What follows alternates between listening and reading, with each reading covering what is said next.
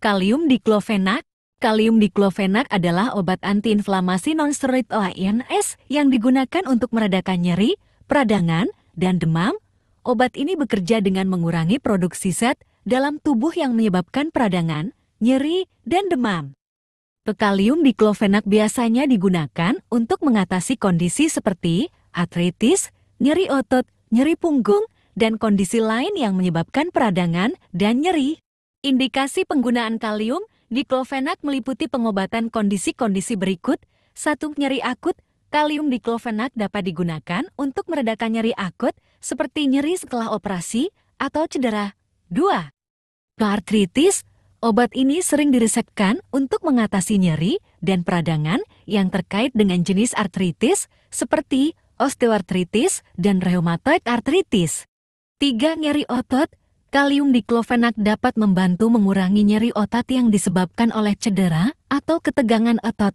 4. Nyeri punggung. Obat ini juga digunakan untuk mengatasi nyeri punggung yang berkaitan dengan kondisi seperti radang sendi, ketegangan otot, atau cedera punggung. 5. Kondisi inflamasi. Kalium diklofenak dapat digunakan untuk mengurangi peradangan pada kondisi seperti bursitis, tendinitis, atau peradangan lainnya.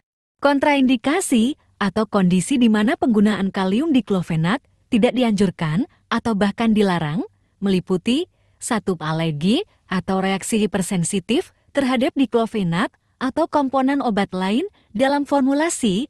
2. Riwayat reaksi alergi yang parah seperti ruam kulit, gatal-gatal, atau pembengkakan setelah penggunaan diklofenak atau obat sejenis. 3. Riwayat asma, rinitis alergi, atau reaksi alergi lainnya yang dipicu oleh penggunaan obat antiinflamasi nonsteroid OANS. 4. Riwayat atau risiko ulkus lambung atau perdarahan lambung yang disebabkan oleh penggunaan OANS. 5. Gangguan fungsi hati atau ginjal yang parah. 6. Kehamilan, terutama pada trimester ketiga, karena dapat berisiko bagi janin. 7. Menyusui, karena kalium diklofenak dapat masuk ke dalam ESI dan berpotensi berbahaya bagi bayi. Beberapa efek samping yang umum terkait dengan penggunaan kalium diklofenak meliputi 1. Gangguan lambung.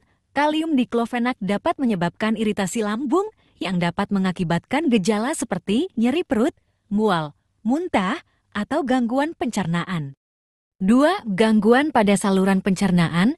Efek samping lain termasuk diare, sembelit, atau perut kembung.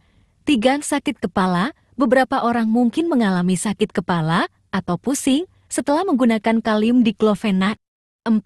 Reaksi kulit. Beberapa individu dapat mengalami reaksi kulit seperti ruam, gatal-gatal, atau sensasi terbakar.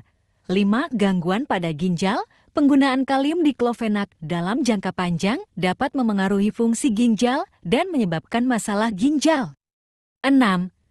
Retensi cairan. Beberapa orang mungkin mengalami retensi cairan yang menyebabkan pembengkakan pada kaki, tangan, atau wajah.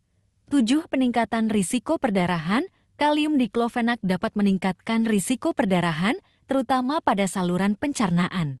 Dosis dan frekuensi penggunaan kalium diklofenak akan ditentukan oleh dokter berdasarkan kondisi medis individu dan tingkat nyeri atau peradangan yang dialami. Namun, umumnya dosis kalium diklofenak untuk orang dewasa adalah sebagai berikut. 1. Untuk nyeri ringan hingga sedang, biasanya diminum 2-3 kali sehari dengan dosis sekitar 50 mg hingga 75 mg per dosis. 2. Untuk nyeri atau peradangan yang lebih parah, dosis dapat ditingkatkan hingga 150 mg per hari terbagi dalam beberapa dosis. Kalium diklofenak termasuk dalam golongan obat resep yang hanya dapat diperoleh dengan resep dokter.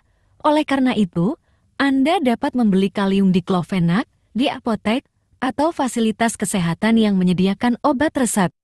Pastikan untuk memiliki resep yang sah dari dokter sebelum membeli dan menggunakan kalium diklofenak.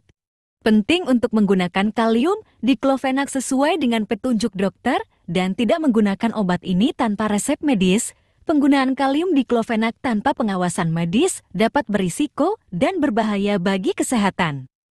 Jika Anda membutuhkan informasi lebih lanjut tentang cara mendapatkan kalium diklofenat atau keamanan penggunaannya, konsultasikan dengan dokter atau apoteker.